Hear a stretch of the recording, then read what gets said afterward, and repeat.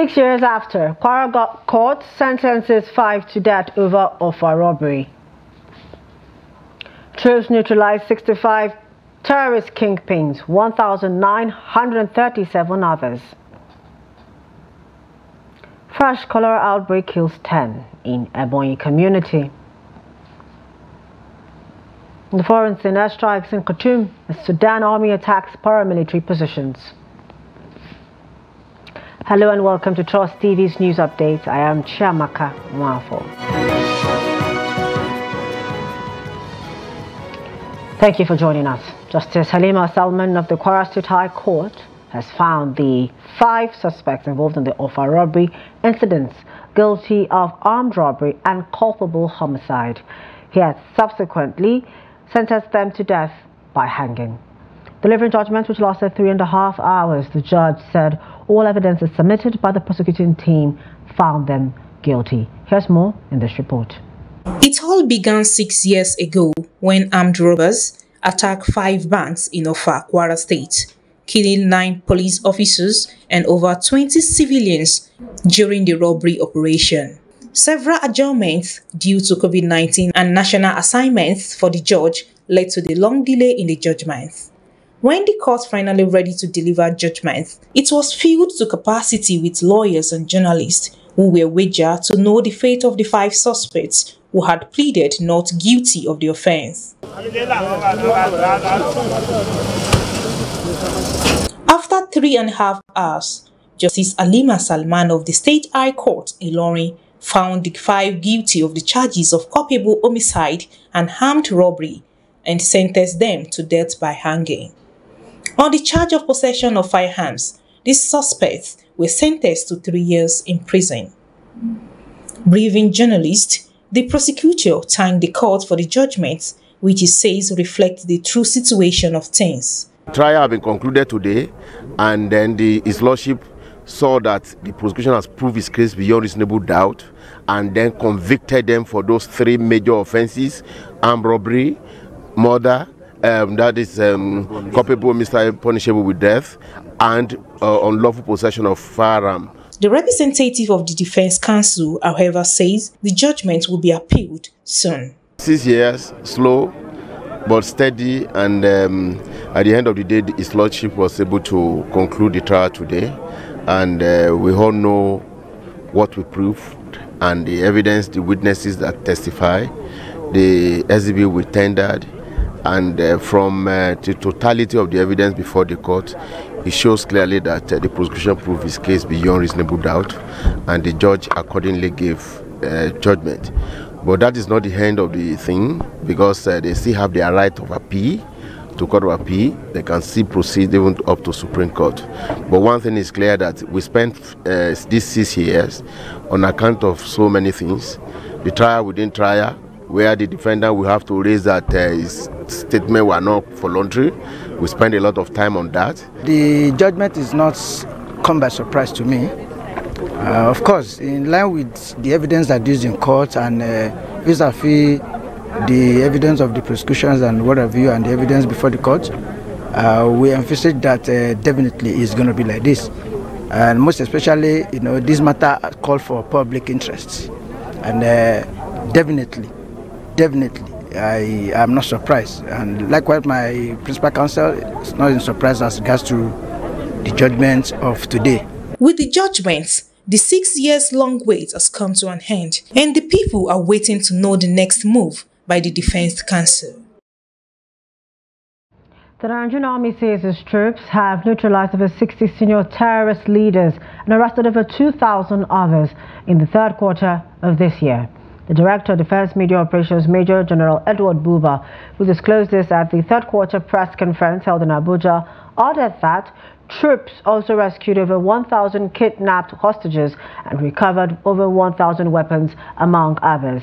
Director, Defense Media Operations, Major General Edward Buba, gave a rundown of troops' achievements in the 3rd quarter.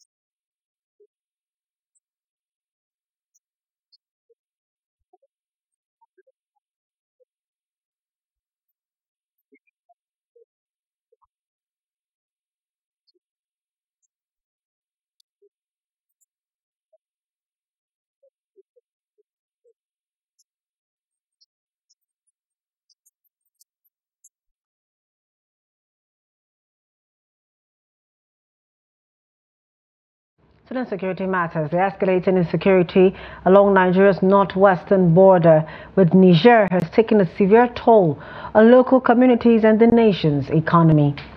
Reports of armed attacks, kidnappings and the smuggling of weapons have become commonplace in these borders. These illicit activities have not only disrupted businesses but have also crippled revenue generation at border crossings.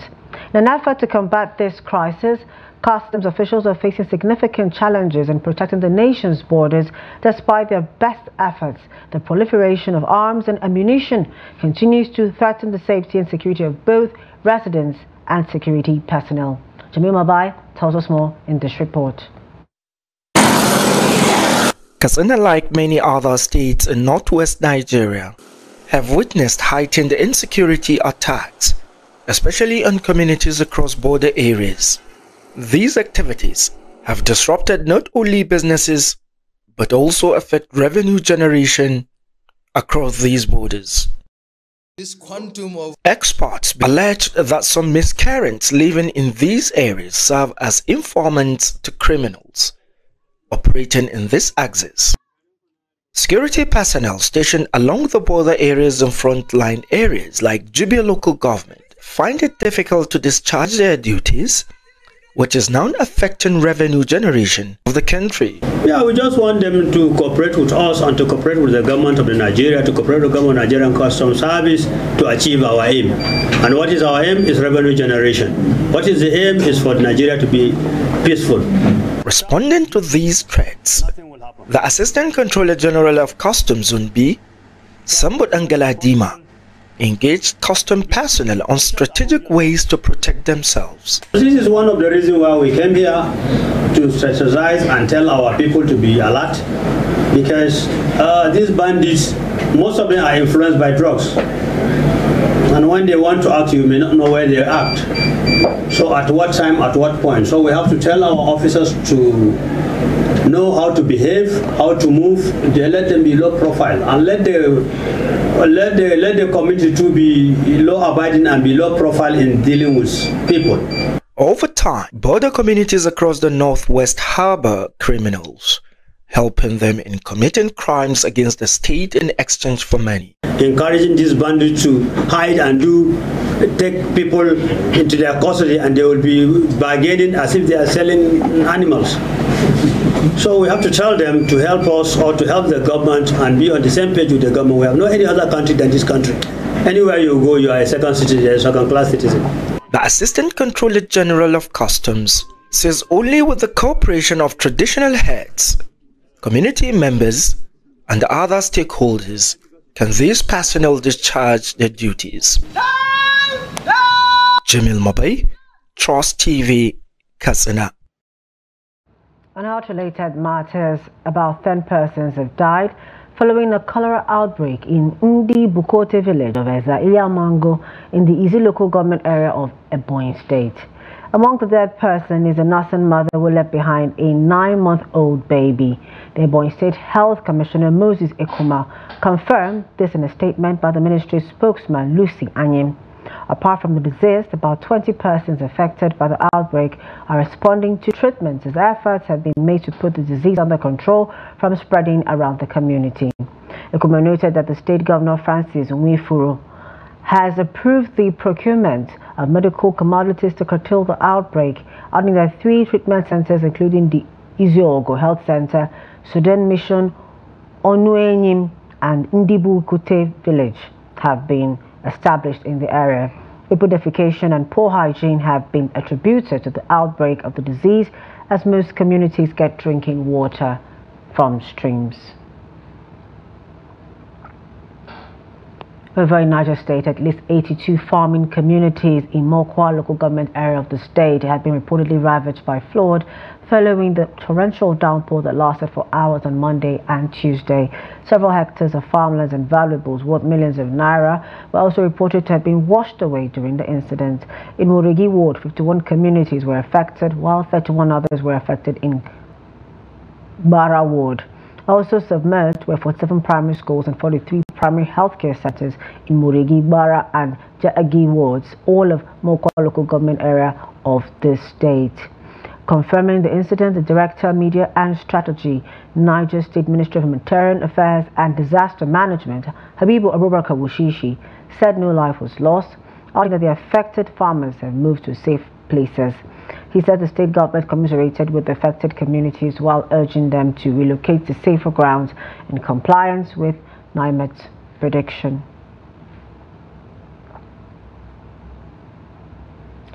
The Independent National Electoral Commission has presented a certificate of return to the winner of the Ondo State governorship election, Monday Okpebolo of the All Progressives Congress APC. The ceremony took place at the INEC headquarters in Abuja on Thursday. INEC declared Okpebolo winner of the Saturday, September 21 election after polling 291,667 votes to beat its closest contender, Asoe Godalu of the People's Democratic Party (PDP), who polled 247,274 votes. Olumide Akpata of the Labour Party (LP) came a distant third in the race with 22,763 votes. 14 other candidates contested the seat but got less than 3 frontline candidates. The APC candidate cleared over 10 of the 18 local government areas, leaving the PDP candidate with marginal victory in the other local councils. The APC gained control in 2 of the 3 battleground senatorial districts in the state. Over in Plateau State, the Independent Electoral Commission has announced plans to hold a mock election on Saturday, September 28, 2024, as part of preparations for the local government election scheduled for October 9, 2024. The head of media, Koro Yakubu, made this known in a statement issued to journalists in Jos on Thursday. She explained that the exercise is aimed at test running the deployment of the voter verification software for the election using live voters. According to her, the mock election will be conducted in 6 selected local governments across the state's senatorial districts and will take place between 9 a.m. and 12 noon. The electoral body further stated that the local government areas where the mock election will be held include Wase, Shendam, Pangshin, Mangu, Riam, and Jos North. Still on election matters, the Federal High Court in Kano on Wednesday rejected All Progressives Congress APC application to frustrate the State Independent Electoral Commission from conducting the local government election. The motion ex parte filed on 28th September before Justice Simon Amobeda, APC, and one Aminu Aliyu Tiga against the State Electoral Umpire, Kano State House of Assembly, Attorney General and Commissioner of Justice, and 11 other defendants. The plaintiffs urged the court to grant interim injunction to restrain the court of the council election across the 44 local government areas of the state. The plaintiffs also sought the leave of the court for interim injunction directing all parties to maintain status quo and for the electoral body particularly to stay further actions regarding the preparation for the conduct of the poll in Kano, pending the hearing and determination of the motion on notice.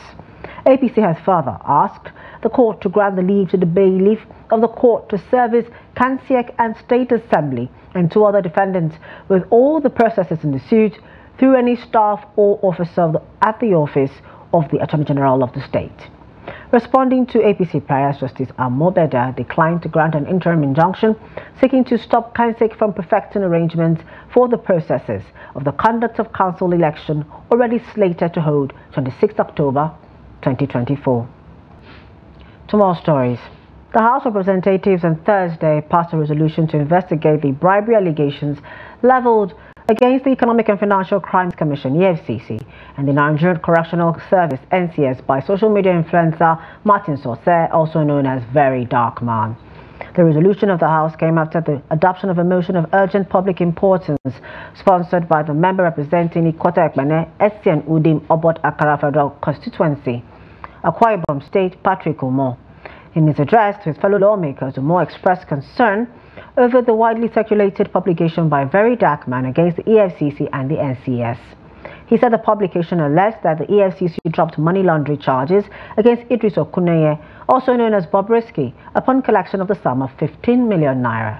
The publication also alleged that Idris Okuneye, upon conviction for abuse and defacing of the naira by the court, did not serve his time at the Nigerian Correctional Service but was lodged outside the confines of the service.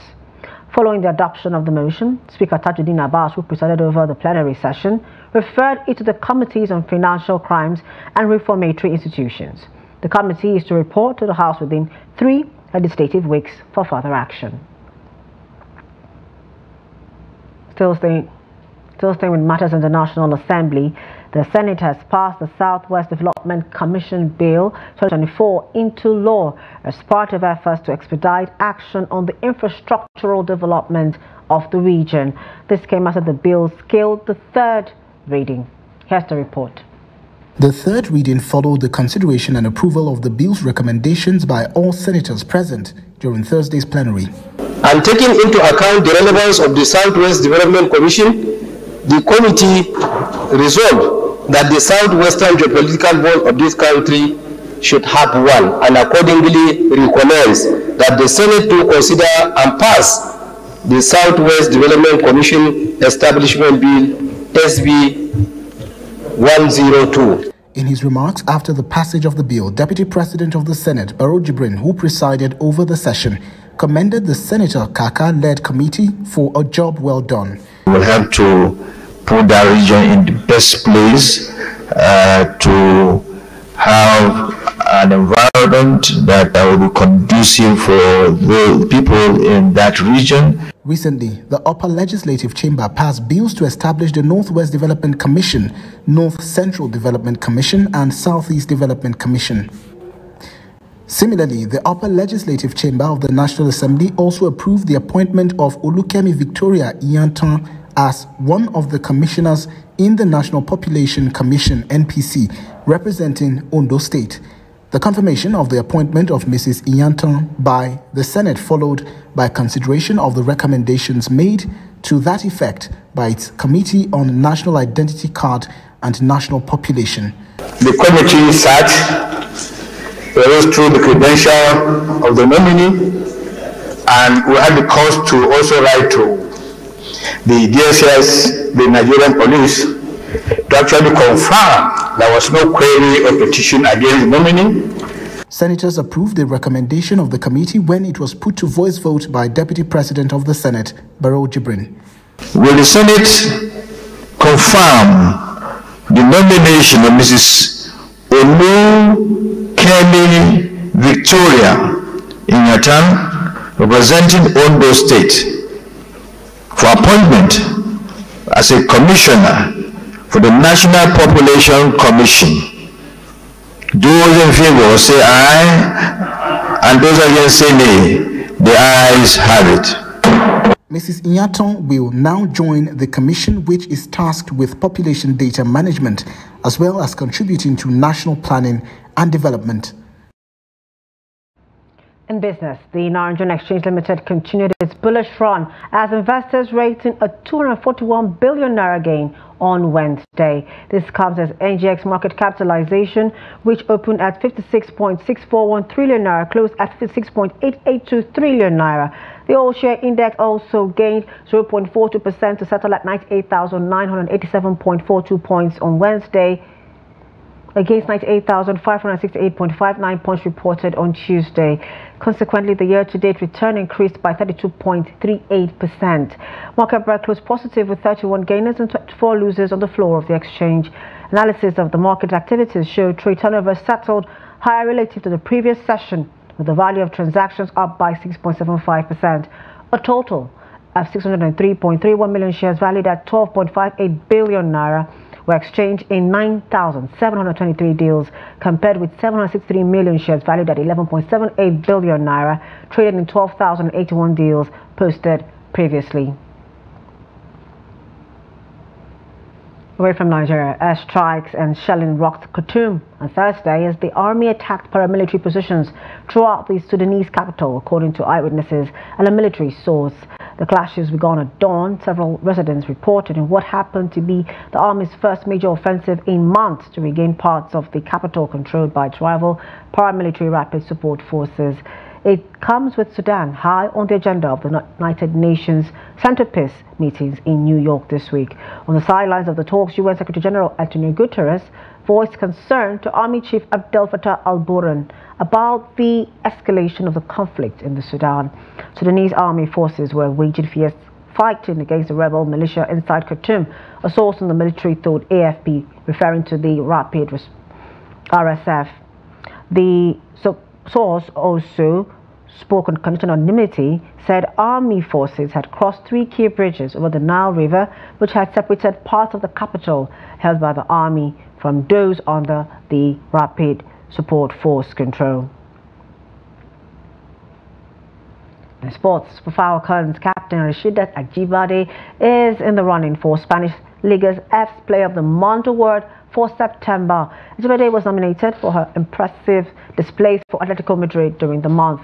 24-year-old scored 2 goals and also provided 2 assists in 2 league appearances during the month of the review. The winger registered an assist in Atletico Madrid's 2-0 opening day win over Granada. She scored twice and also recorded another assist in Atletico Madrid's 4-0 win over Valencia. The other nominees for the award are Barcelona's Eva Parja, Real Madrid's Caroline Ware, Levante Barcelona's Maria Lumpart, and Atletico Club Femeninu's Neria Nevado.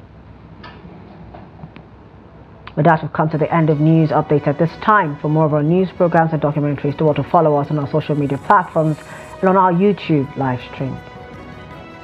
I am Chiamaka Mwafo. Thank you for joining us at this time.